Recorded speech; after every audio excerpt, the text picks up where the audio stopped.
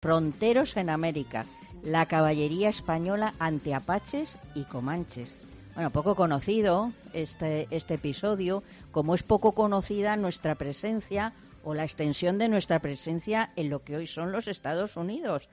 Solo nos fijamos y conocemos las películas de la conquista del oeste y bueno, pues ahí se ha quedado. Somos un poco descuidados, ¿no?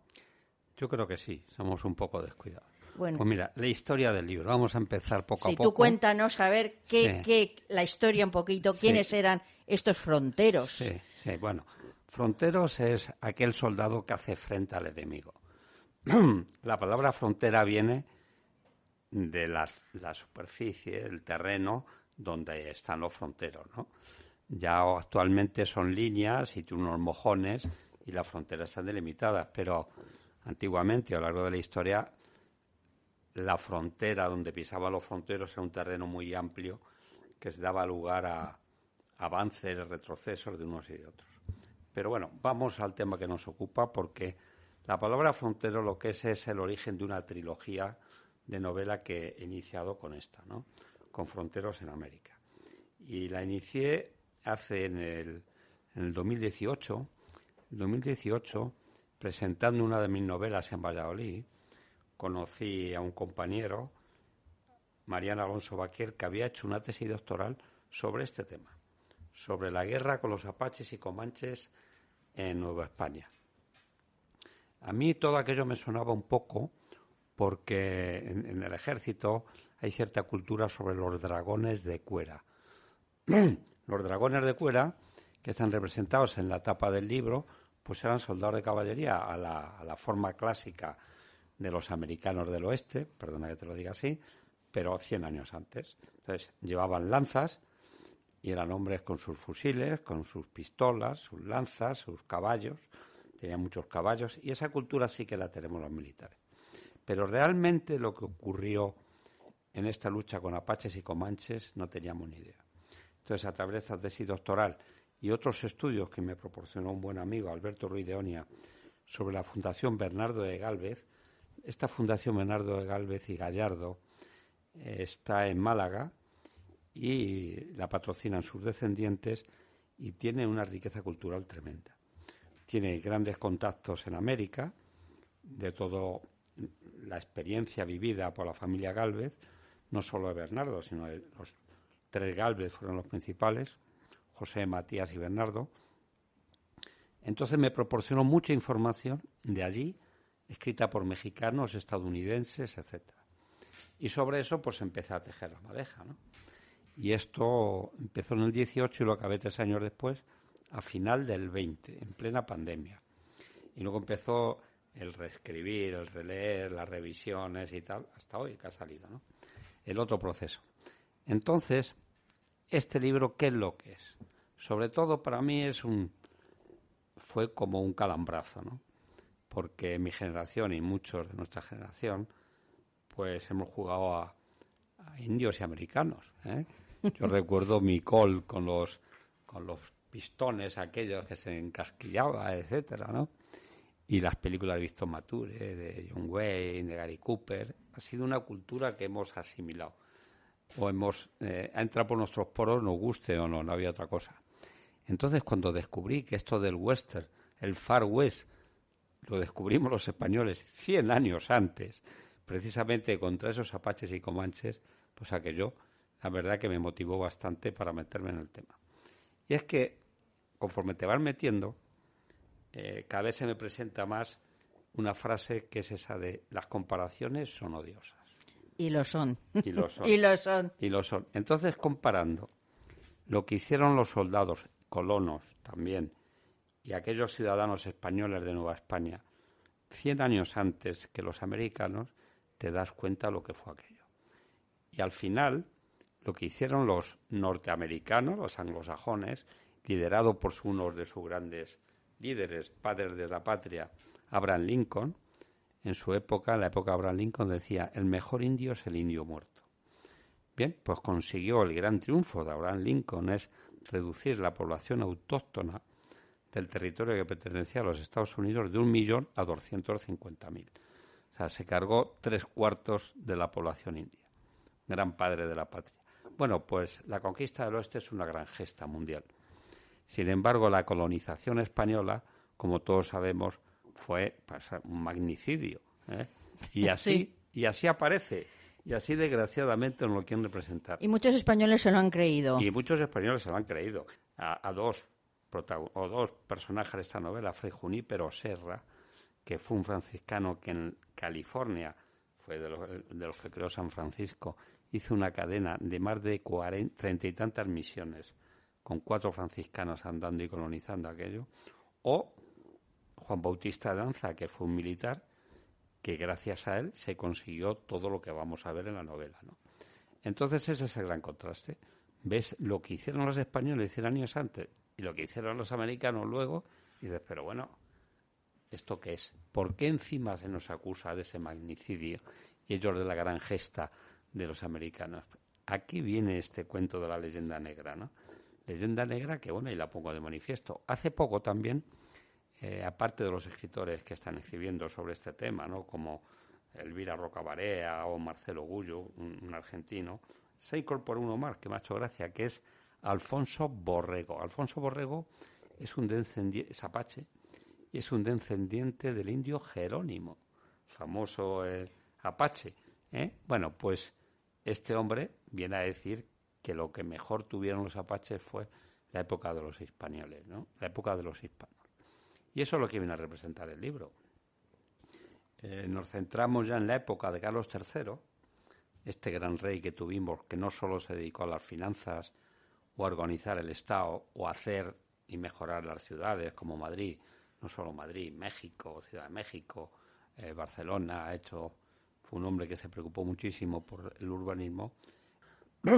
Y Carlos III, que era el tercero, y digo bien, de 3 hermanos, habían muerto los anteriores y él hereda cuando no lo esperaba, él estaba en Nápoles, el rey de Nápoles, llega a España y llega, bueno, con el inicio de una guerra con los ingleses, la guerra de los 7 años, ingleses y portugueses, la perdemos, y él evalúa lo que quedaba o lo que era el Imperio Español y ve que en ultramar, lo que era América, el continente americano, teníamos unas posesiones tremendas, ¿no?, desde hacía 2 siglos, estamos en el siglo XVIII. Entonces él empieza a estudiar el tema de ultramar y ve que la parte norte, América del Norte, es la parte menos consolidada, porque pertenecía a España precisamente todo lo que es América del Norte, México, Centroamérica, etcétera, y los Estados Unidos de América actuales pertenecían a España todo lo que es del río Mississippi hacia el oeste, es decir, la mitad. La mitad de los Estados Unidos pertenecía a España, hasta Alaska. En el siglo XVI y XVII se hicieron muchas expediciones por ahí, de un mérito tremendo, y algunos como Juan Doñate, en fin, eso es historia ya. Bueno, pues trajeron eso, la información de decir, este es un terreno inmenso, inmenso, inmenso, casi imposible para los pocos que somos intentar abarcarlo. Entonces, cuando llega Carlos III y recibe esta información, dice, bueno, pues paso a paso, poco a poco. Ya habíamos arrancado de Ciudad de México, Nueva España era lo que actualmente es México, más Cuba, Filipinas, etcétera, y había que avanzar hacia arriba. Los demás virreinatos estaban bastante consolidados o bastante colonizados, por así decirlo. La cultura española había llegado. Y ese es el leitmotiv de Carlos III, es decir, bueno, vamos a empezar a avanzar. Entonces hace una primera franja que actualmente coincide con 8 estados entre Estados Unidos y México. Allí los llamamos provincias en aquella época, y dice, vamos a esto que le voy a llamar provincias internas, porque es lo que está más al interior, vamos a hacer una estructura para poder ir colonizando. Porque le habían dicho que había unos indios muy salvajes, que no nos dejaban avanzar. Entonces, con un criterio lógico y siguiendo la política de colonización española, él dice, vale, vamos a avanzar, vamos a ver estos indios, vamos a tratar todo este tema, pero voy a hacer un reglamento no solo para los soldados, sino para todos los demás. Y en ese reglamento una de las cosas que especifica es que lo que queremos es ensanchar las Españas. No queremos aniquilar a los indios, sino hacer a los indios españoles, es decir, colonizarles. Tenemos que darles el idioma, hay que darles la cultura, hay que mezclarse con ellos, ahí viene el mestizaje. En Nuevo México había muchísimo mestizaje en todo lo que era Nueva España, y esa es la gran directriz de este gran rey, ¿no? Entonces, para situarnos en el plano o en la geografía, todos conocen California, que estamos a la costa oeste de los Estados Unidos. California es una de estas franjas de las provincias internas, tanto la California americana como la península de California, que actualmente, como sabemos, es de México, ¿no? Que California era de México. Claro, así es. Lo que pasa que ahí, pues bueno, Estados Unidos... Seguimos avanzando. Y empieza, la siguiente es Arizona, la siguiente era Nuevo México, que está en Estados Unidos, Colorado, que está en Estados Unidos, Texas, Luisiana, etcétera, hasta la Florida. Toda esa franja de estados, que es la parte sur de los Estados Unidos, junto a la franja de estados de lo que es hoy Estados Unidos de México, como era Coahuila, como es Nueva Vizcaya, etcétera, todo ese gran territorio es lo que llama las provincias internas. Para hacernos una idea, son 2.500 kilómetros cuadrados, algo así como 4 o 5 veces lo que es España. Una locura. Entonces ahí empieza esa labor de colonización. Y cuando empieza la labor de colonización, estos indios que se encuentran son los apaches y los comanches. Los apaches eran una tribu que había bajado por las montañas rocosas buscando pradera porque ellos buscaban sobre todo el cibolo, que era el bisonte americano. Nosotros los españoles llamábamos a ese bisonte famoso cibolo. Venían buscando eso por la carne que tenía, por la grasa que tenía y la piel tan dura que les servía para construir sus tiendas de campaña, etcétera, ¿no? Y bajan por las montañas rocosas hacia el sur.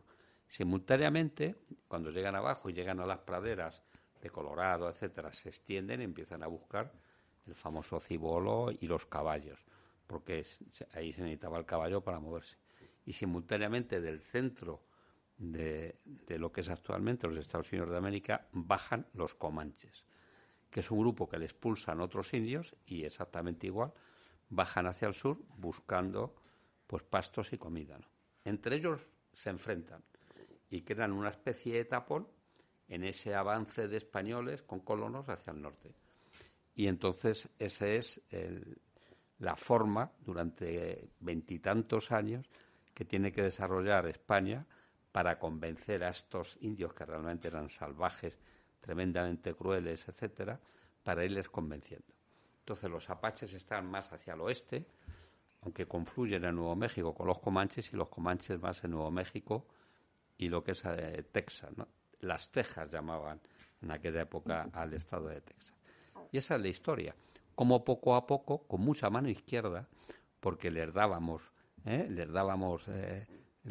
estaban continuamente hostigando las poblaciones y los colonos, etcétera, estaban continuamente hostigando, pero se les frenaba, se les atacaba y se les soltaba. O sea, no había un deseo de aniquilarlos. Nunca lo hubo. Nunca lo hubo. Entre los españoles. Nunca lo hubo. Incluso los colonos se manifestaban y decían, oiga, maten a estos indios que nos dejan en paz. No, no podemos, ¿no? Y así fueron poco a poco. Entonces, son dos grupos muy diferentes. Los apaches eran absolutamente etnias muy independientes. No había un jefe único, cada uno era su padre y su madre. Eran muchísimas tribus, mezcaleros, no sé cuántos, los tontos, los chiricahuas, muchas tribus pequeñas que ni entre ellas se entendían, sí tenían el mismo idioma, pero no negociaban ni nada. Eran tremendamente fieros, muy vagos, se dedicaban a la caza y al robo y no tenían ningún deseo de civilizarse, ni aprender, ni nada, ¿no? Entonces, el trato con estos había que ser tremendamente diplomático. Ese era el palo y la zanahoria, ¿no? Continuamente. Mientras que los otros, los comanches, que eran igual de bravos, pero era al revés, era una auténtica nación. Los comanches eran 20 y tantos mil indios, con un ejército formado siempre de 4.000, con lo cual eran una masa tremendamente peligrosa, ¿no? Entonces, la forma de tratarles se les derrota, cómo se consigue, Eso está todo muy bien narrado y muy bien escrito en la novela, no porque lo diga yo, sino porque la vamos a leer, así es que la han avalado. Y entonces la leeremos. A ver, empezaremos.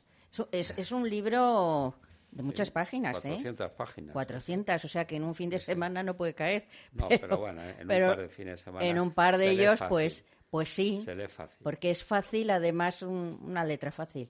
Sí. Y entonces, como te decía, bueno, pues son dos casos diferentes, ¿no? Como se trata unos y a otros. Con los comanches, al final, después de 2 o 3 guerras y de ofrecerles siempre el negociar, porque a estos les gustaba más la artesanía, negociar, etcétera, pues consiguen unirse a ellos. Entonces, en vez de lo que hicieron los americanos del norte, que fue, como sabemos, meterlos en reserva, su exterminio total, estos, los españoles aquellos, lo que hicieron fue juntarles.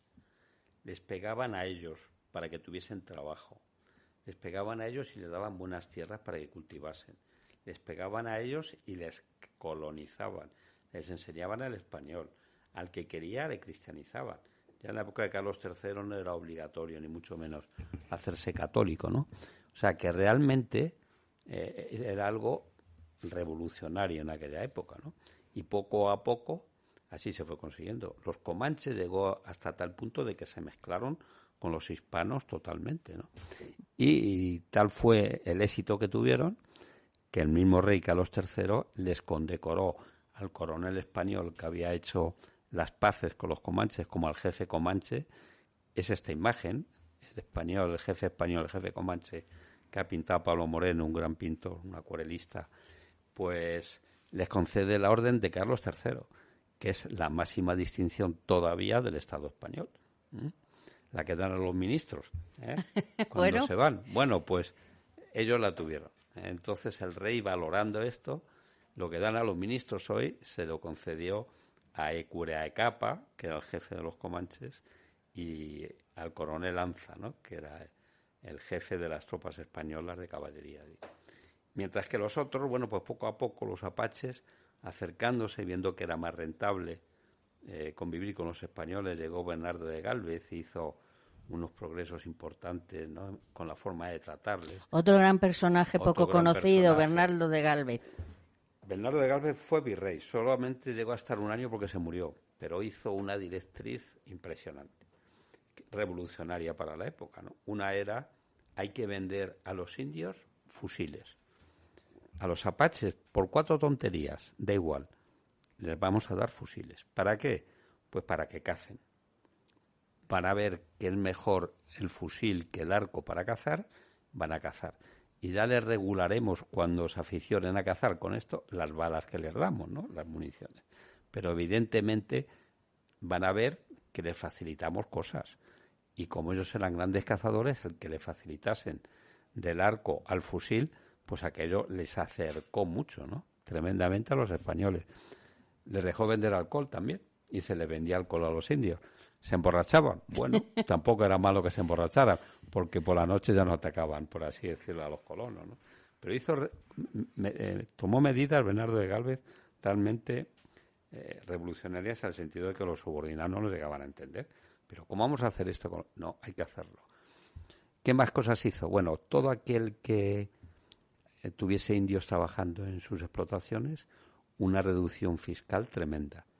Excepción fiscal, de tal forma de que el que llegaba allí, le daban tierra, se asentaba y cogía indios para trabajar, no pagaba ningún tipo de impuesto. Con lo cual aquello acercaba, y a la vez que unía unos y otros y producía el mestizaje de aquella manera, también se estaban beneficiando unos y otros, ¿no? Allí había minas de plata, en México, ¿sabes cómo había muchas minas de plata? Sí, hay mucha plata, claro, sí. Y trabajaban indios, no apaches y comanches, indios ya, digamos, colonos, ¿no? O sea, domesticados, pues, ¿no?, integrados en España.